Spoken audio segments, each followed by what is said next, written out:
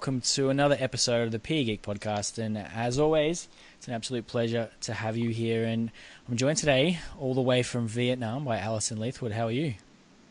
I'm doing very well. Thanks, Jared. How are you? Not too bad. Now, you've just told me that it's like a professional development day at your school.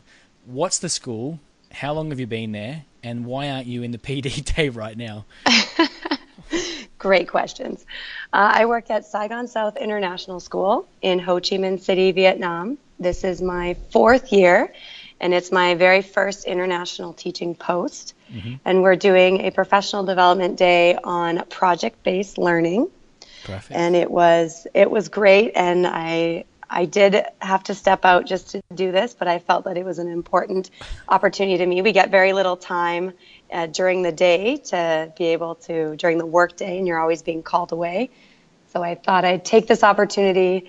My colleague is there. He's going to make sure that I'm caught up and on board once I get back into the sessions. It's good to know that you're being a good, diligent student with getting someone else to tell you what you miss while you're here. But no, I really appreciate it. So you mentioned Ho Chi Minh City, and I've actually been and visited your school. But how did that all come about? Like you weren't born in Vietnam. Like where did you grow up, and how did you end up in Vietnam?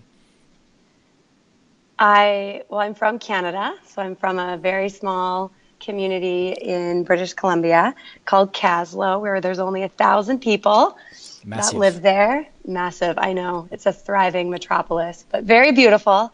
Very fortunate that I grew up in a small community because it definitely gave me certain values. And I'd always had a dream to be a phys ed teacher. I always knew that's what I wanted to do. My father was a physical education teacher, and he really inspired me and motivated me to pursue the same career. He loved his job. He talked so highly of it, and it just really created this want for me to have the same type of life, and I really loved being active. So I went to the University of Calgary, went right in, got my teaching degree, and I'd always had this desire to go overseas and to teach because I loved traveling. Yeah. And I got a great job, an amazing job in Calgary that I couldn't refuse. And I ended up working at a great school there for 7 years. And finally, I got the guts, I would say, to start to pursue this dream. There was nothing wrong with my job back home.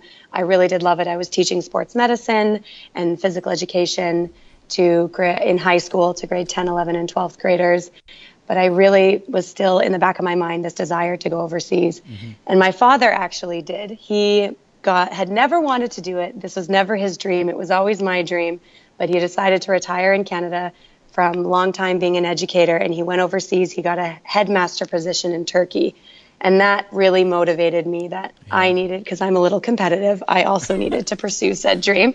So I went out and I went online through Search Associates and got recruited and asked to apply for a job in Vietnam. And I had never been to Asia. It was not on my radar, not something I ever was thinking I would consider.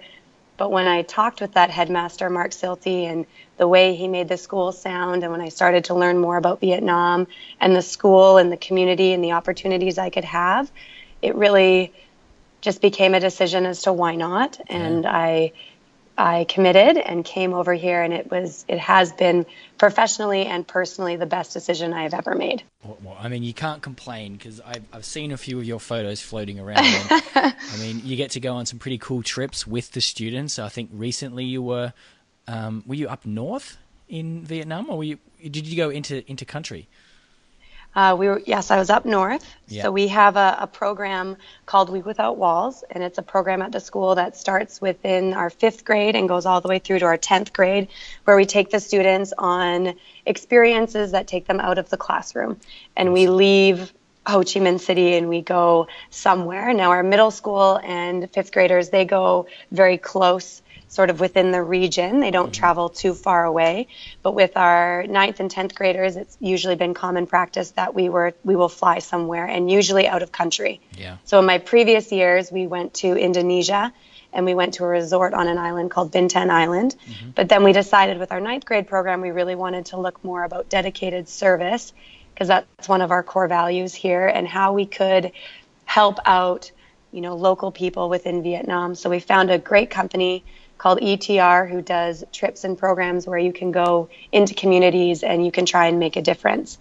Cool thing about it is that, it's sort of this whole real world thing mixed into education, and you get the benefit being an educator to see some of these things as well. And I mean, that's quite common for international schools to have these sort of programs that, work in the real countries and the real places and have a real impact. Do you see commonly that people get over into these international schools and then they don't ever leave them because of these sort of opportunities to, do a bit more? I would say definitely. Yeah. That was something that was communicated to me as I came in with a group of teachers. I think there was 23 of us, of new teachers, which is quite common in international schools. There is a lot of turnover. And I'm not saying that as a bad thing, that people are leaving schools because they don't want to be there. They go to other international schools.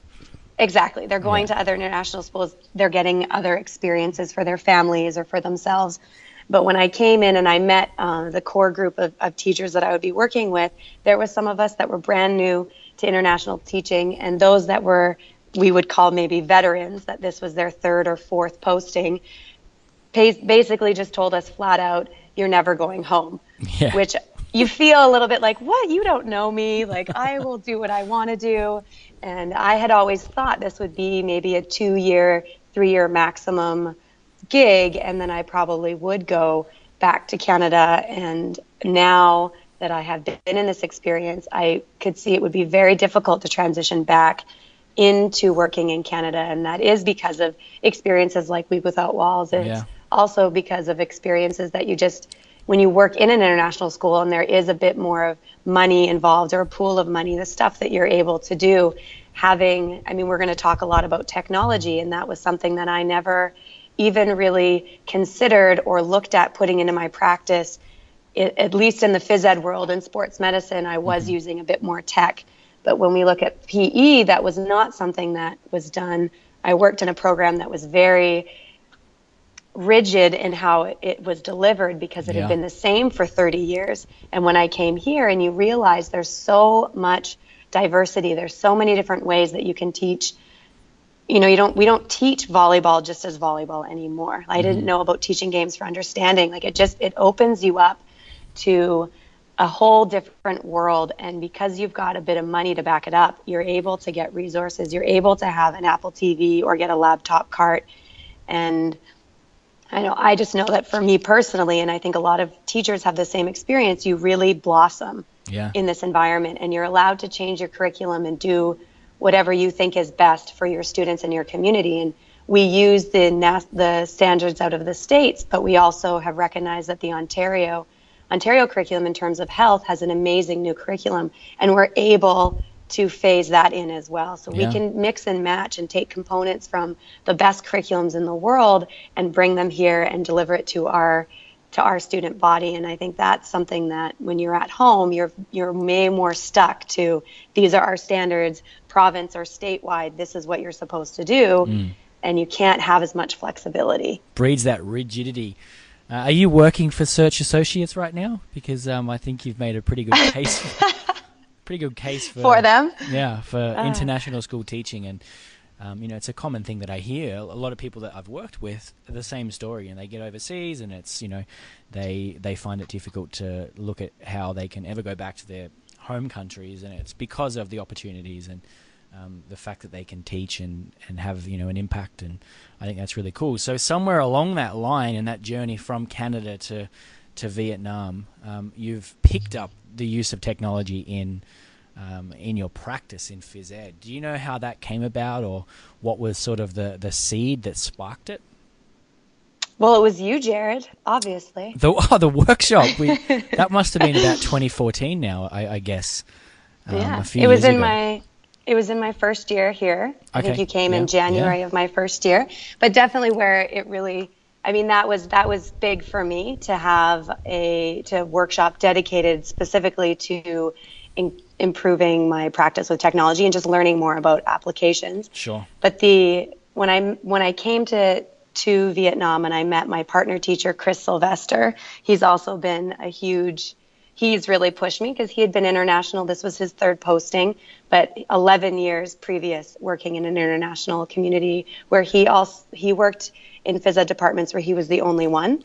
And he really had to, collaborate a lot with himself and how he can change and really make things still engaging for his kids. And he had been exposed to tech, and he knew, like, I had no idea who you were when I first came here to Vietnam. And then sort of Chris started to share with me who gurus were and what else was sort of out there. He made me get a Twitter account. Like, he really kind of pushed me to start to look into this tech. And then really from there, that's when it all started to get to happen. And one of the first things we did together is we wrote a proposal to our school to be given iPads. Yeah.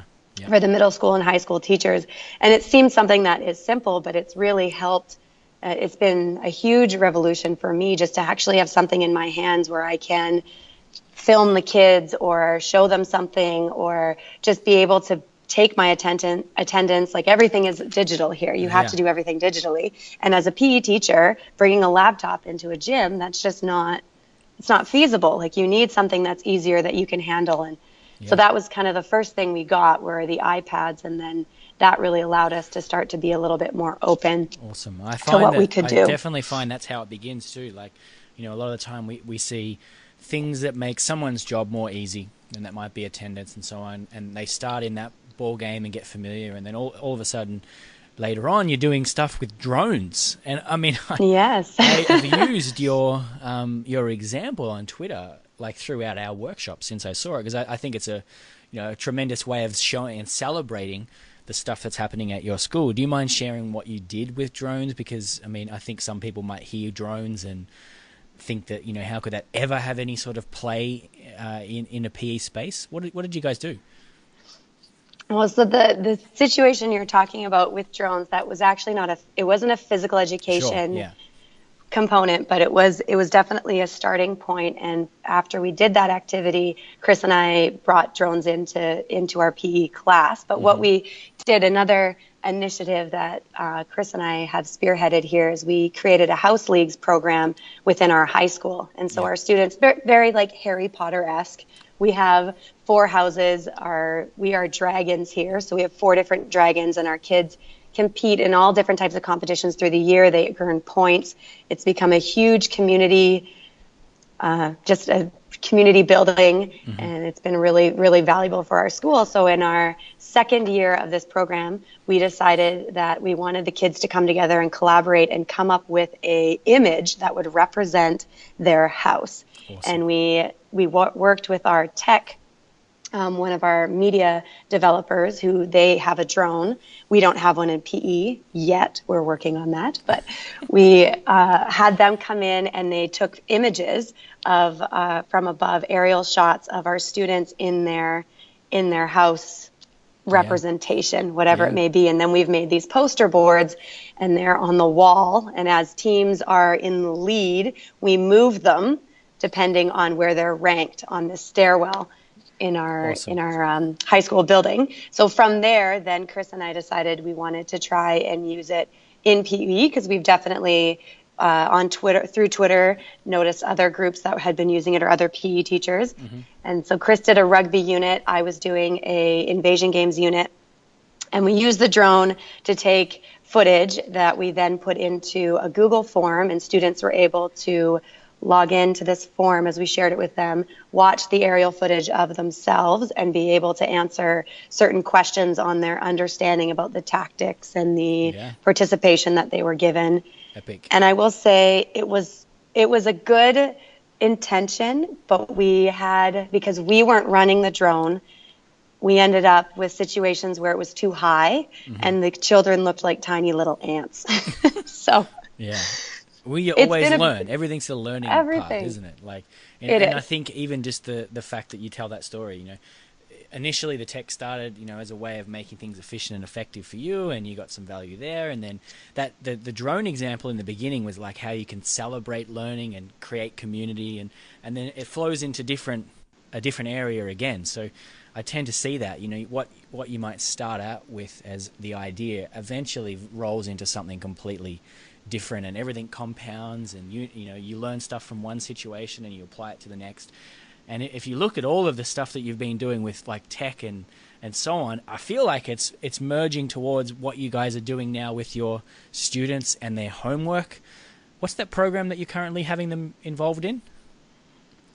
So this is, like I said, this is our 4th year. So in our 3rd year, Chris and I decided we wanted to come up with a way. I mean, as a physical educator, your biggest goal should be to build healthy habits with your kids. You want to inspire them to find some form of physical activity they're going to get excited about, they're going to love, they're going to engage in it, they're going to do it for life. We all know that should be our purpose as a PE teacher.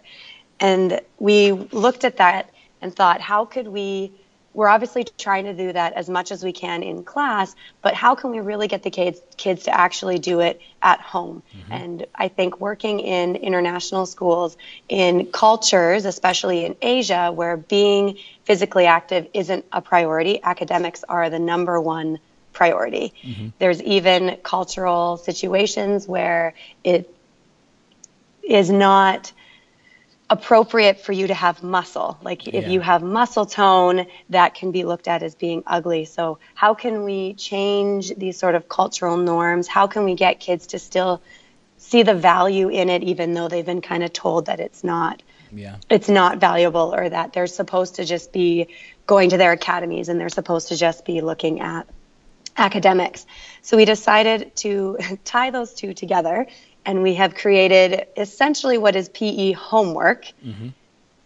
However, we've been mindful and thoughtful about how we've done that. So our campaign is called Energize Your Life, and we created that name out of, last year we used Passport for Life out of Canada, a program where students they do questionnaires to look at their active participation and their engagement in their community, what they do like about phys ed. It has nutrition questions, just these really great questionnaires that have been developed. And then on top of that, you do some fitness monitoring, but things like throwing and catching, balancing, you do some agility stuff, but it's not your basic, you just do push-ups and sit-ups and you run the beep test. Yeah. And so a little bit more actual fundamental movement skills and physical literacy type based. Yep. And then from that information, the kids received a passport. And from that, we did goal setting, and we had the kids look at areas that they wanted to improve on. We did a lot of reflection around it. And then we created a digital journal for the students. Perfect. And we use Google. We have the Google platform. We use that a lot here. And we have a program called Hapara, mm-hmm. which is a very easy way to share documents with your students. So all of my students have a PE folder that I have access to, so I can open it up and I can share documents with the kids, and through the Hapara database I can just go in and I can look instantly at what my kids are doing and how they're updating it. So every week our students are required to do 2 physical activity based activities outside of class time. That's the really important key, and it needs to be at a minimum for 20 minutes. So the things that the kids can do, they can come in at our lunchtime is open. They can play basketball. A lot of our kids play ping pong after school. We have a fitness center. They can go into the fitness center. Any kid that's playing on a sports team right now, we've got swimmers, we've got badminton players, and we have volleyball players. They're getting their physical activity, and they have to log it in this journal. They have to provide evidence through either a video, through a contact information for a personal trainer or a coach. They have to put a photo. Most of them use photos, and then they link it back to the goal that they are trying to improve by doing this physical activity. And it's been fantastic. Last year, like I said, was our first year, and I had many kids who decided to start doing a martial arts, like Aikido or Muay Thai, kids that took up dance lessons, that were doing yoga. And through our fitness unit, we also use a lot of tech and a lot of apps, like yoga studios, Sworkit, Workout Trainer. And when I showed kids those types of apps, they downloaded them on their phones, and that was things they were starting to do for Energize Your Life. That's awesome. So we always try and make connections with what we do in our class to what you can do. We had an instructor that came in recently and did mindfulness, and she did mindfulness and yoga with the students, and she has a studio, and we keep sharing with kids anytime that she's got a program that she's offering and promoting it as ways to energize your life. And it's actually become it's become a term. Like when I see kids in the community, when I'm out running and I pass them, we say like, oh, you're energizing. Yeah. Or I see kids out and they're playing ping pong and, oh, hi, Miss Leathwood, I'm energizing. Like it's just become this culture. It's awesome. And I think we're going to continue to build it. This year we added a new initiative where we said, what's in your community? And the kids had to go out first before we started the Energize Your Life. They had to actually look at around their community. Do they have a swimming pool in their building? Do they have a fitness center? Is there a park close by that they could play in? Is there a gym where how much would it actually cost to get a membership? Are there a rock climbing wall or whatever they would be interested in? They had to actually go and find it. They had to look at their schedule. When would they utilize it? How much does it cost? And they just gathered information for themselves about where they could be active. Yeah. I mean, it's like you're actually empowering them to make these same decisions when they leave school, and the use of the tech is a way to actually create some evidence around the stuff that they're doing and some accountability.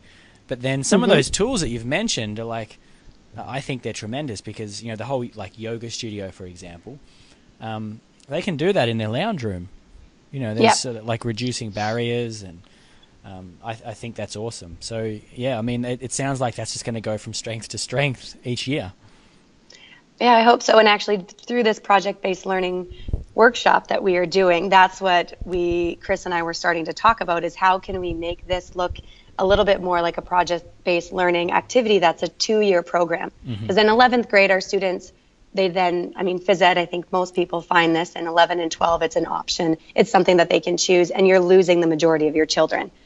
Yeah. And so, it's something that we are still trying to promote and do with our 11th and 12th graders, but we need to lay the foundation with our 9th and 10th graders. That's where we really need to get them to buy into this and buy into this program and expose them to applications. They're on their devices all the time. How can we get them to use them in a way where they can be physically active? And we, websites like Fitness Blender as well, using YouTube. We use YouTube a ton with different videos and different experiences, and as much as we can, we just want to give them the most access to all different types of things to try and find something that they want to do. Yeah. Another thing we love to use is in our dance unit mainly, but my kids have also taken it and they're using it a lot in their Energize Their Life, is Just Dance now. How much which, fun. it's like exactly so much fun, and a video game. And, on our iPad, I have downloaded the app and I have the VIP access. Our kids bring their cell phones into the gym, and we start it as a warm-up always in our dance unit. And you have the ability to do individual all the way up to quadruple dances where you can get kids in lines of 4 and they have to dance together. And it's awesome and it's great, and the kids really get engaged. And then they start doing it at home, and they're taking screenshots of their leaderboard and where they're at, and they're doing it in groups. And it's, just a way to get them all together. And yeah, it's a great app. Obviously, internet, though, we have a lot of internet issues. So, tech is always great, but we do have a lot of, dropped internet and issues with our Apple TV in our gym. Yeah, but that's something you learn to roll with. You have to learn to roll with those things. But, I love the premise of what that delivers, and using technology as a way to lay the foundations, but also capture and, instill some autonomy into what the students do in their personal life, I think is a stellar example. So beyond this, what's next? Is there anything sort of in the pipeline? I know that you've got a session coming up at the APEC conference shortly. That's not about tech, but or is there some way that's got technology involved in it too?